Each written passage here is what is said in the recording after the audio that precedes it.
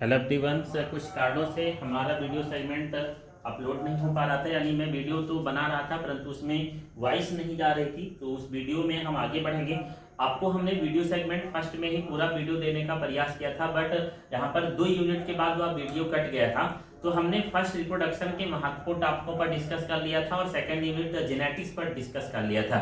Next हम third unit से लेकर फोर्थ और फाइव यूनिट पर डिस्कस करेंगे, बट मैं अब बोर्ड पर ना लिख रहा हूँ, यानी वैसे ही बोल रहा हूँ और आप इसे कॉपी और पेन उठाकर अपनी रफ में नोट करेंगे। यहाँ पर हम महत्वपूर्ण टॉपिकों पर डिस्कस करते जा रहे हैं। तो यूनिट थर्ड आपकी है जीव विज्ञान एवं मानव कल्याण, यानी बायोलॉजी एंड ह्यूमन वेलफेयर। इसमें से पहला चैप्टर आपका है, यानी चैप्टर पहला, दूसरा, तीसरा, चौथा, पांचवा हो गया था। यानी चैप्टर नंबर 6 आपका है मानव स्वास्थ्य एवं रोग, यानी ह्यूमन हेल्थ एंड डिजीज। इस चैप्टर में सबसे पहले लघु उत्तरीय प्रश्न यानी शॉर्ट टाइप्स क्वेश्चनों को जान लेते हैं। तो इस चैप्टर में मैंने 8 शॉर्ट टाइप्स क्वेश्चन बना रखे हैं जो आपको तैयार होने चाहिए। एक बार सुन लेते हैं और उसे आप जरूर नोट कर लेंगे। पहला इंटरफेरन, दूसरा प्रतिरक्षी की संरचना, तीसरा हाइड्रेसिस, चौथा टीकाकरण, पांचवा टॉक्साइड, छठा एलर्जी और सातवां स्वप्रतिरक्षा रोग, आठवां ओपियाइड। जिसमें से टीकाकरण, टॉक्साइड, एलर्जी तथा स्वप्रतिरक्षा रोग, ये 4 ऐसे टॉपिक हैं जो अति अति अति महत्वपूर्ण हैं। इन्हें आप 100% तैयार करेंगे, यानी इन 8 में से कम 2 शॉर्ट नोट को आने की पूर्ण संभावना है 3 और 2 नंबर में। इसलिए 8 को आप तैयार करें। 8 नहीं कर पाते हैं तो 4 जो मैंने अभी बोला है वो आप 100% तैयार करेंगे। इस चैप्टर की अगर हम डिफरेंस की बात करें तो डिफरेंस तो 2 हैं, बट एक मोस्ट इंपोर्टेंट है वैक्सीन तथा टॉक्साइड में अंदर, या 100% तैयार कर लेंगे। अगर इस चैप्टर में हम डायग्राम की बात करें तो इस चैप्टर में 3 डायग्राम बन रहे हैं। एक तो मलेरिया परजीवी प्लाज्मोडियम का जीवन चक्र, ये 2 साल पूछा जा चुका है केवल डायग्राम बनाना लॉन्ग क्वेश्चन में, और इस साल भी इसकी संभावना बन रही है, यानी इसे आप 100% तैयार करेंगे। इस चैप्टर में एंटीबॉडी की संरचना और एचआईवी विषाणु की संरचना लॉन्ग सेगमेंट में है, इसे आप 100% तैयार कर लीजिए। लॉन्ग क्वेश्चन देखिए, इस चैप्टर में 4 हैं जिसमें से एक की पूर्ण 100% संभावना है। पहला, आपको 3 यौन संचारित रोग, रोग कारक, रोग के लक्षण और रोगों के बचाव क्लियर, इनके बारे में कंप्लीट तैयारी होनी चाहिए। प्रतिरक्षा तंत्र से एक क्वेश्चन जरूर पूछा जाएगा, चाहे वह सहज प्रतिरक्षा तंत्र हो, चाहे उपार्जित प्रतिरक्षा तंत्र हो, चाहे एंटीबॉडी की संरचना हो। ये लॉन्ग में बन रहा है क्वेश्चन, आप तैयार कर लेंगे। कैंसर या एड्स में से एक की संभावना लॉन्ग में है, और इसके अलावा ड्रग्स या अल्कोहल, ओपियाइड का कोका एल्केलाइड और कैनाबिनाइड से एक क्वेश्चन पूछा जा सकता है। तो 4 लॉन्ग क्वेश्चन में से एक की पूर्ण संभावना है जो आप तैयार रखेंगे। ये आपका मानव स्वास्थ्य एवं रोग का चैप्टर हुआ। देन इस चैप्टर का, इस यूनिट का दूसरा चैप्टर आपका है मानव कल्याण एवं सूक्ष्मजीव।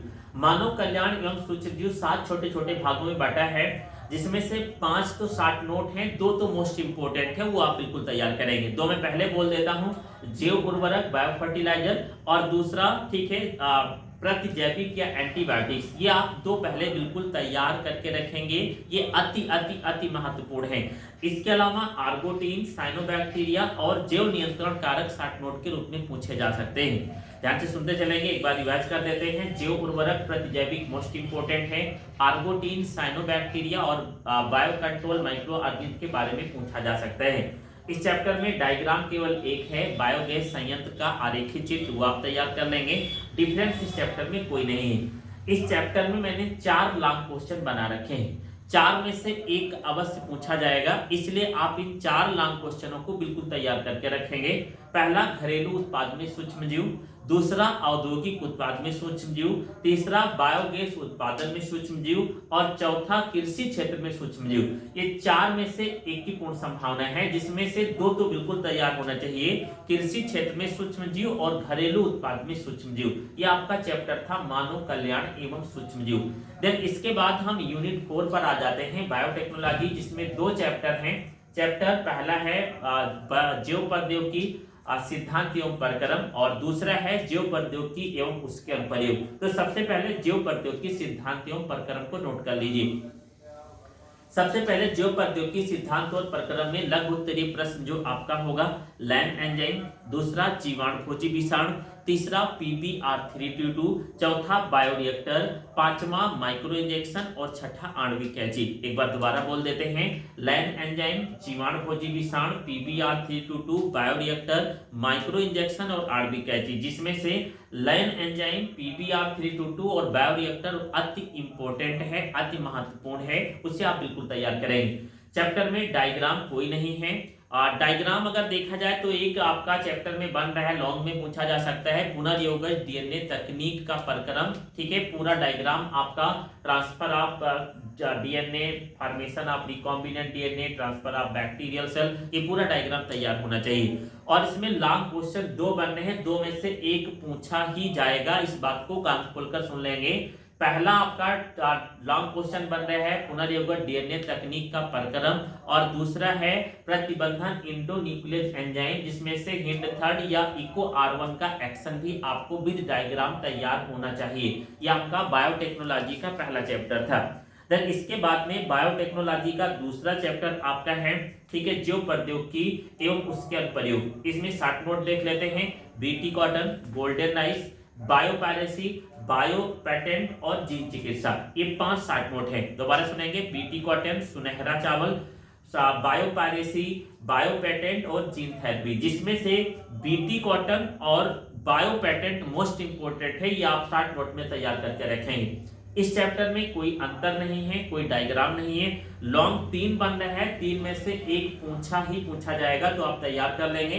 पहला तो आप बीटी फसलों के बारे में पूछा जा सकता है, बीटी कॉटन, बीटी मक्का, क्लियर, बीटी ब्रिंजल के बारे में, तो बीटी कॉटन मोस्ट इंपोर्टेंट है, जिसे क्रिस्टलाइन जीन के रूप में भी कई साल पूछा जा चुका है। इसके अलावा दूसरा पारजीवी जंतु, इनके लाभ पूछे जा सकते हैं, और तीसरा आपका जीन चिकित्सा पूछा जा सकता है। अगर हम बात करें, ये आपका चैप्टर था बायोटेक्नोलॉजी का 2 चैप्टर। नेक्स्ट हम पूरी बायोलॉजी की लास्ट यूनिट पर आते हैं, इकोलॉजी और इन्वायरमेंट। इसमें से केवल 2 ही चैप्टर आपको पढ़ाया गया है, 2 ही आपके सिलेबस में है। पहला चैप्टर है जीव एवं पर्यावरण।